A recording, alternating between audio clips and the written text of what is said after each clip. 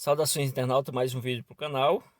Hoje dando seguimento aqui ao quadro Nosso Grego de Cada Dia, analisando aqui agora 1 Timóteo capítulo 2, versículo 12, que é um texto polêmico que tem levantado muitas discussões, principalmente pelo papel social que a mulher tem desempenhado atualmente, tá bom? Então é um texto muito debatido nesse sentido.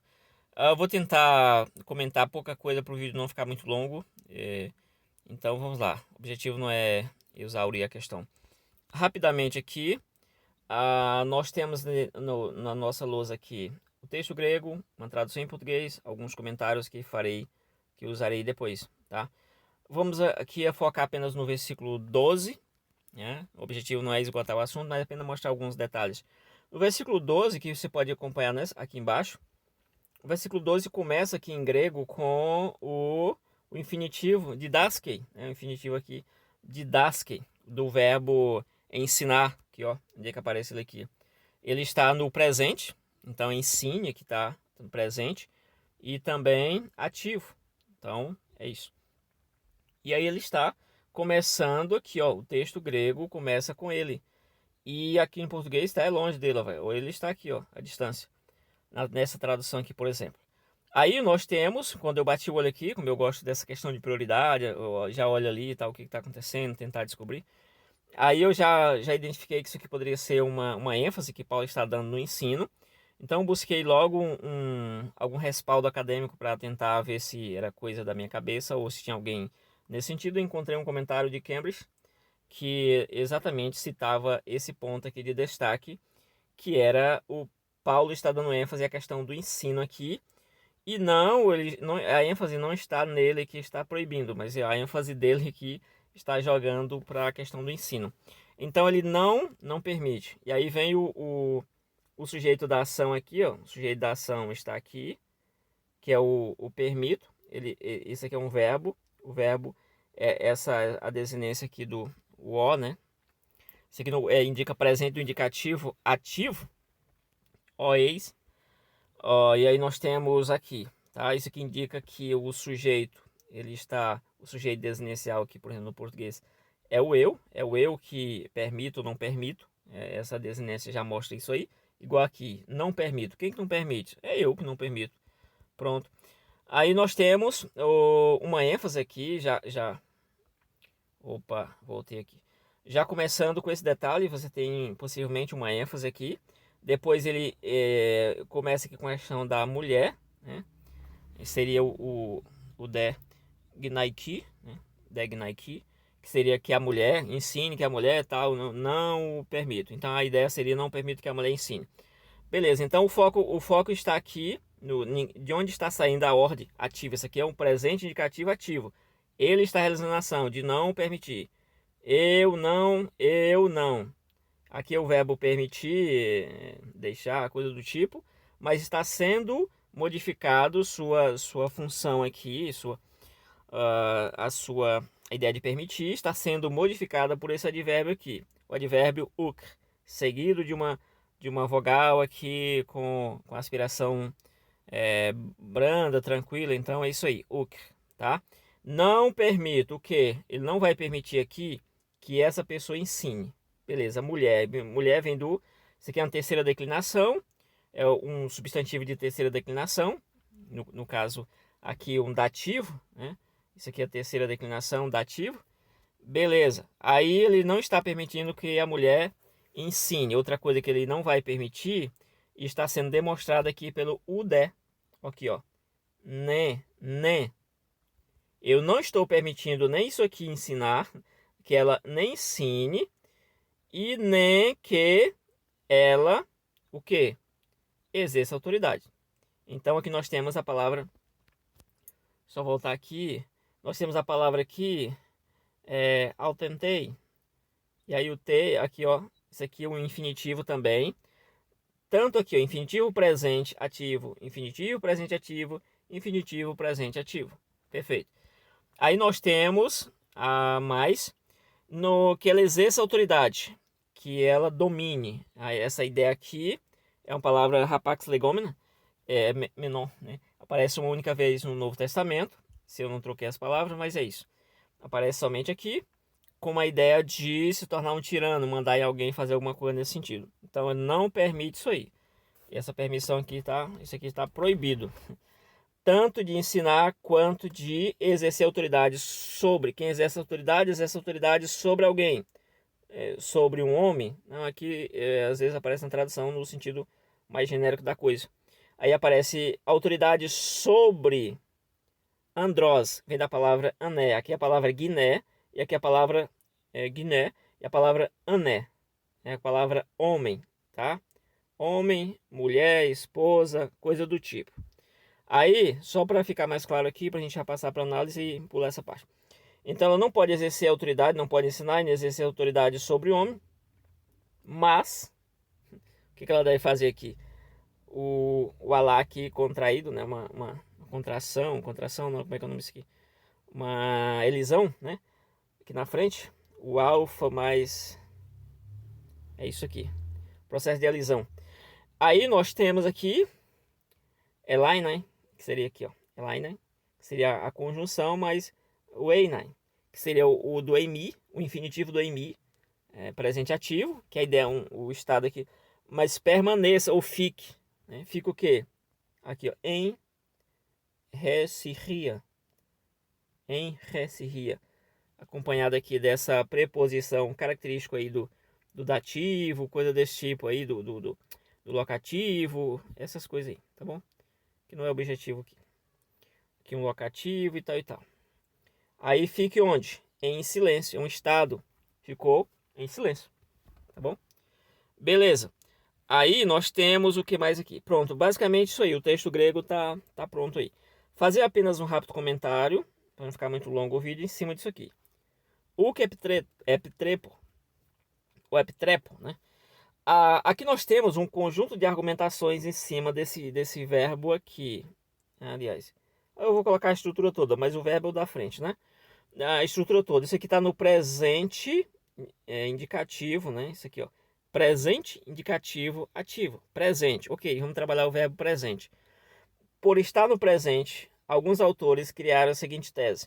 Como ele está no presente, né? Pelo menos isso aparece na tradução deles e é discutida por gramáticos.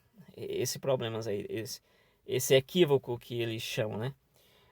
Você tem esses gramáticos que criaram o seguinte argumento. Como está no presente, a ideia é que Paulo está dizendo, agora estou permitindo, eu não estou permitindo. Assim, quem sabe depois, em outro momento. Ou seja, a argumentação é o seguinte. Quando Paulo diz que não permite que a mulher ensine, essa proibição não pode ser eterna. Por que não pode ser eterna? Porque se Paulo quisesse que fosse eterna, ele usaria um imperativo, uma ordem mesmo, um negócio mais forte assim, ou usaria o futuro, né, o futuro indicativo, auristo, enfim, subjuntivo, esse tipo de coisa. Usaria outras estruturas e aí ficaria muito claro. Só que isso aqui é um erro de interpretação do papel do presente. Vários gramáticos, inclusive gramáticos, dizem que é unanimidade entre os gramáticos que o presente tem uma ideia, um processo contínuo. Ele vê uma ação dentro de uma ação e aí é um processo contínuo, tá bom? Quem diz isso aqui? William Demus. Quem diz isso aqui? O Fenwick, né? Que chama de, no bom português, de Fanning. O Wallace tem uns comentários em cima disso aqui também, tá? Na sua gramática em inglês, na página, lá pela página 524, por aí assim. Em inglês, aquela lá sobre grego, gramática grega, além do básico, uma coisa assim. Que acho que é a mesma gramática que está em português, né? Mas eu não verifiquei no português. Aí nós temos o Alice falando isso aqui, que até mesmo a ideia disso aqui, a forma como está aqui a mulher, né? Isso contribui para a seguinte conclusão. Esse presente é um presente gnômico. Então essa expressão de não permitir é uma expressão que Paulo está dizendo, eu não permito nem aqui, nem em outro lugar e nem nunca. Ou seja, por ser gnômico, a ideia é o seguinte, e essa é uma proibição que vai ocorrer em todos os momentos, né? Em qualquer momento aí, sem dizer quando iniciou ou quando terminou. Então vai ter a questão gnômica, eu não permito e acabou a história.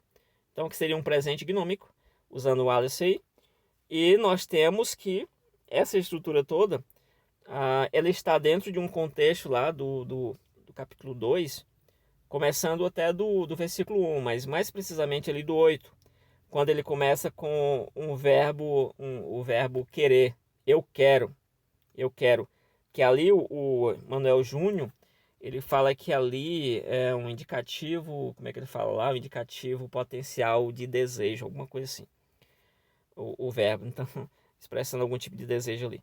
Beleza, isso na página 174, né? Tô citando de cabeça, pode ser que eu erre, mas acho que é essa página aí.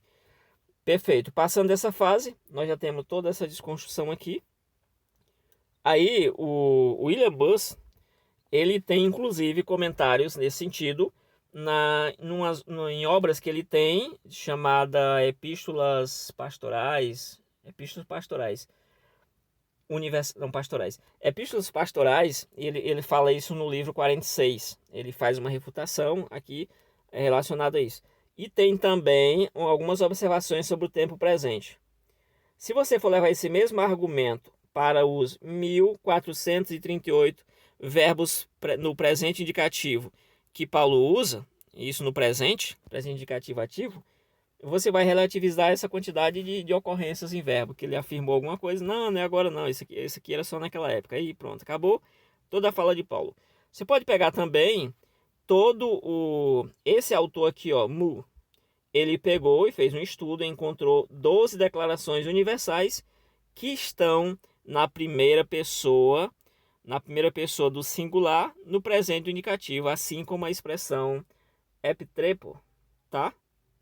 E aí o caldo engrossa. Se você for usar essa mesma argumentação do presente, apesar de eu não ter visto ninguém usar no Zap aí essa argumentação, mas se for usar isso aí, você já vai quebrar um monte de coisa e vai acabar com a vida de Paulo. Então essa argumentação fora, isso aí não vai dar.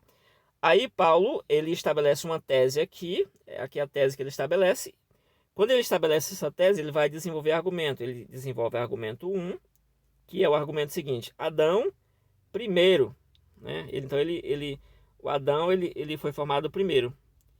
E o outro argumento, o argumento 2, é que o Adão não foi tentado, mas foi a Guiné, que é a Eva. Então a Eva que se embaraçou. Então por essa razão eu não permito que a mulher faça essas coisas aí que eu estou dizendo. Se você colocar isso aqui na conta da cultura, meu amigo, você tá enrolado. Você tá enrolado. Enrolado. Mas é possível. Ok, eu vou sair dessa pasta aqui. Só quero trazer um detalhe aqui não. Deixa eu ver onde que o detalhe. O detalhe é aqui. O detalhe é na outra página aqui. Vou sair daqui, eu vou passar. Vai servir melhor no outro slide. Pronto, nós temos aqui algumas argumentações que eu iria classificar em culturais e tal, mas depois terminei misturando. Mas a princípio, argumentos que são usados. Qual era o problema lá da afirmação de Paulo? Por que Paulo afirmou? Porque as mulheres não estudavam. Logo ninguém queria ouvir mulher, a mulher não estudava. Mas depois que elas começaram a estudar, aí essa afirmação caiu por terra. Essa afirmação também aqui da educação cai por terra porque nunca foi um problema a questão da educação em si, né? A educação nunca foi um problema para fazer alguma coisa de Jesus. Jesus chamou muita gente lá, mais ou menos em educação, tá? E aí, se o obreiro ele tem que ser apto para ensinar, o presbítero e o bispo, a mulher também ela pode aprender, se tornar apta. Então esse argumento da educação complicado. Isso na minha percepção. Outro argumento, ele proibiu lá em Éfeso, tá? Naquela cidade ele proibiu. Esse argumento também ele é complicado por causa daqueles argumentos anteriores do presente ali e tudo mais, né? E mais outros argumentos que se tem para falar em relação a isso. Outro argumento, como ele usou a palavra Guiné para mulher e ané para homem, ali são as palavras mulher e o homem e tal, isso aqui, e essas palavras são usadas para casal, então o argumento é o seguinte, o sentido aqui é que a mulher não pode ensinar o marido. Acabou a história. Lembrando que esse texto está dentro de um contexto público. É um contexto público. Diz o texto para a mulher ensinar os seus filhos. Mas no contexto público tem essa problemática aqui. A outra argumentação, então essa argumentação é furada porque as duas palavras né, Guiné é usada também para homem de forma mais genérico, né? Que não somente uma mulher casada, homem casado, coisa do tipo. Isso aí também está complicado. Aí nós temos outro aqui, né? Nós temos o argumento do tempo presente, que a gente já passou por ele. Nós temos o argumento de que não, mas as mulheres no Antigo Testamento também exerciam autoridade, mas não era padrão, era casos esporádicos ali. Nós temos o argumento de Priscila e Áquila, já ia refutando o argumento aqui. Qual é o argumento de Priscila e Áquila? É Atos capítulo 18, versículo 18. O nome de Áquila o nome de Priscila é apresentado antes de Áquila. Então isso é um argumento forte para dizer que realmente essa pessoa era proeminente. Ok, isso aqui eu concordo. Isso aqui eu concordo que pode ser. No capítulo 18, aparece pelo menos 3 vezes essa estrutura aqui, falando esse casal, na verdade. Não a estrutura, mas o casal. Quando você observa no versículo 2, quando você observa lá no versículo 2, o que acontece lá? O nome de Áquila aparece primeiro do que Priscila. Perfeito. Aí sim, no 18, lá vai aparecer na sequência Priscila e Áquila. E lá no 26, se não me engano. É isso. Mas tem esse probleminha aqui na questão da ordem dos nomes. Tá? E aí vem a irmã Febe lá Romanos 16:1, lá, que ela era uma serva, né? Mas tanto esta mulher quanto esta mulher nunca foi vista ensinando alguém em público, né? Beleza? E aí tem esse argumento aqui mais interessante, que esse aqui é um pouquinho mais sofisticado, né? Principalmente tem um respaldo aí de obras modernas. Basicamente é isso, e aí tem a limitação, né? A ideia de que realmente era para aquela época. Perfeito, vamos aqui. Aqui eu trouxe vários versículos só para contextualizar o versículo que nem sempre está falando do ensino público, mas coloquei vários versículos que tratam de mulher assim de forma que pode, que não pode e tal, tá? Usa-se muito esse argumento aqui, em Cristo não existe mais homem nem mulher, não tem mais nada, tal e tal. Não existe senhor e nem servo e tal, mas esse é um argumento espiritual. Isso aqui não vale para cá, tá bom? Aí nós temos o que nós temos aqui? Aqui embaixo nós temos Priscila e Áquila ensinando alguém em particular ou em privado, no privado, né? É o privado que se contrapõe ao público.